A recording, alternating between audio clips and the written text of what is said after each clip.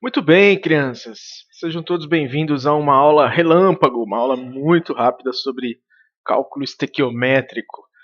Lembrando que a gente está num período diferente e a gente não vai ter conteúdo novo, tá? Eu só estou fazendo conteúdo de revisão para a gente não ficar parado, né? É gostosinho ficar parado, né? Ficar sem trabalhar.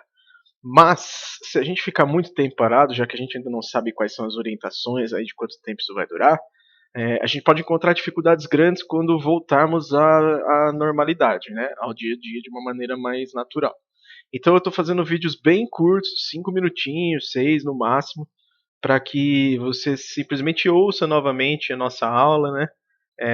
Para que você, se tiver aí disposto a manter uma disciplina de estudos e não ficar para trás, para que você volte lá e pegue algumas coisas para fazer. Bom, desde o primeiro módulo da nossa aula, das nossas apostilas, a gente está estudando cálculo estequiométrico. Galera, cálculo estequiométrico é muito, muito, muito importante para qualquer prova, seja ela de concurso, de vestibular, simulado, toda prova de química, toda prova que envolva conceitos de química também, ela vai trazer cálculo estequiométrico. Tá? Então eu costumo dizer que cálculo estequiométrico e química orgânica são duas coisas que qualquer vestibulando precisa ter uma noção, e porque senão a gente fica para trás mesmo, tá? Mas é tranquilo. Então, só revisando rapidinho aí algumas coisas, ó, que slide bonitinho. Tenta entender ele junto comigo. Lembrando que é bem curtinho o nosso bate-papo aqui de agora. Ó, relações estequiométricas fundamentais. Proporção estequiométrica entre quantidades de mol. Então, o primeiro caso de cálculo estequiométrico que a gente aprendeu foi casos envolvendo mol.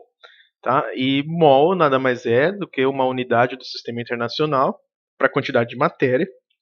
E aí existe uma relação chamada constante de Avogadro, que diz que um mol equivale a 6 vezes 10 a 23 unidades. Então você pode ter um mol de qualquer coisa, só que fisicamente algumas delas são impossíveis. Por exemplo, um mol de alunos, né?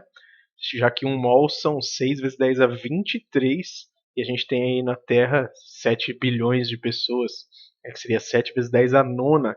Então 10 a 23 é um pouco maior do que 10 a nona. Então um mol só é um número grandão, por isso a gente usa para partículas tão pequenininhas. Olha esse exemplo aqui, ó. A reação está aqui em cima, ó. N2 mais H2 forma NH3, que é a amônia. Quimicamente, essa reação ela só precisa dos reagentes, mas matematicamente ela precisa de coeficientes, né, o que é o que a gente chama de coeficiente estequiométrico, que são os números do balanceamento. Ó. 1 para 3 para 2. Sendo assim, antes da seta aqui a gente tem 2 nitrogênios, depois da seta também, ó, 2 vezes 1, 2. Antes da seta, 6 hidrogênios, porque aqui eu já tinha 2 vezes 3, 6. Esses números que estão em destaque em vermelho, que são os números que a gente chama de coeficientes estequiométricos ou balanceamento da reação, né? Eles trazem para nós a proporção estequiométrica da reação. Então, essa reação está dizendo que eu preciso de uma molécula para reagir com 3 moléculas de hidrogênio, né, uma de nitrogênio, 3 de hidrogênios, para formar 2 moléculas de amônia. Ou, se a gente levar em consideração o número de Avogadro, ó, 1 mol reage com 3 mol e forma 2 mol. Ou seja, 6 vezes 10 a 23 molequinhas de N2 precisam de 3 vezes 6, né, 18 vezes 10 a 23 moléculas de H2 para formar 2 vezes 6, 12 vezes 10 a 23 moléculas de amônia. Na prática, como seria um exercício? Ó, aqui tem a nomenclatura que a gente já falou, tá? Coeficientes estequiométricos são os números do balanceamento. Um esqueminha para você estudar depois na sua casa. Toda reação química é representada por uma equação.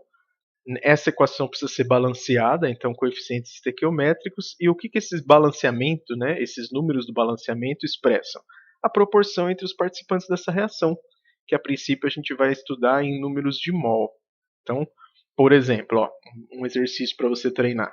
Calcule as quantidades em mol de nitrogênio e hidrogênio necessários para produzir 5 vezes 10 a quinta mol de amônia. Olha a reação. É a mesma que estava ali no exemplo anterior.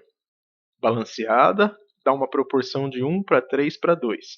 Pergunta do exercício, ó, calcule as quantidades dos dois. Então eu chamei de Y e Z. Calcule as quantidades de nitrogênio e hidrogênio necessárias para produzir 5 vezes 10 a quinta mol de amônia. O que a gente sabe sobre essa reação da amônia? A gente sabe que para cada 1 mol de N2, eu uso 3 de H2 e produzo só 2 de amônia, tá? Lembrando que os coeficientes estequiométricos eles não são somatórias, tá? 1 mais 3 está dando 2, né? Eles não são somatórias, é só proporção. A única coisa que a gente soma é a massa, de acordo com as leis de Lavoisier. Então, olha o que a gente vai fazer: calcular Y e depois calcular Z. Faz uma regra de 3. Imagine uma regra de 3 aqui, ó, entre o N2 e a amônia. Esquece o nitrogênio por enquanto. Vai ficar 1 mol de nitrogênio, forma 2 de amônia. Quantos de nitrogênio eu preciso para 5 vezes 10 a quinta de amônia? Outra regra de 3, envolvendo esse pedaço aqui, ó. 3 de hidrogênio formam 2 de amônia. Z formam 5 vezes 10 a quinta. A conta já está aqui pronta para nós, ó. Então, se 1 forma 2, 2,5 vezes 10 a quinta formam 5, né? Daqui para cá, ó, o dobro. Ou daqui para cá, metade. Então, de 5 para Y, metade. 3 formam 2, 5 formam 7,5. Né? Fica 5 vezes 3, 15, dividido por 2, 7,5. E aí só mantém o 10 a quinta. Tá vendo que o 10 a quinta nem entrou na conta, ó. 5 vezes 1, 5, dividido por 2, 2,5. Aí eu escrevo 10 a quinta que eu não fiz a conta. 5 vezes 3, 15, dividido por 2, 7,5. Vezes 10 a quinta mol. Certo? Galera, dá pra gente fazer esse mesmo cálculo com massa, mas aí o vídeo já vai ficar muito grande. Depois vocês deem uma olhada nesse exercício. É igualzinho, mas agora a gente está usando massa. Então não se esqueçam do seguinte. Olha que resuminho bonito para você estudar. Toda reação química pode ser representada por uma equação na qual há coeficientes estequiométricos. Esses números do balanceamento, né, o coeficiente estequiométrico, eles expressam o quê?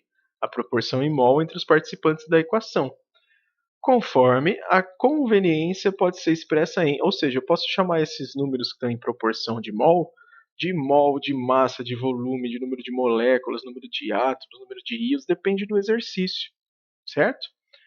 Então, para finalizar, depois vocês voltem aqui, ó, nesse slide e façam esse exercício que é igualzinho ao primeiro, mas envolve cálculos com massa, beleza?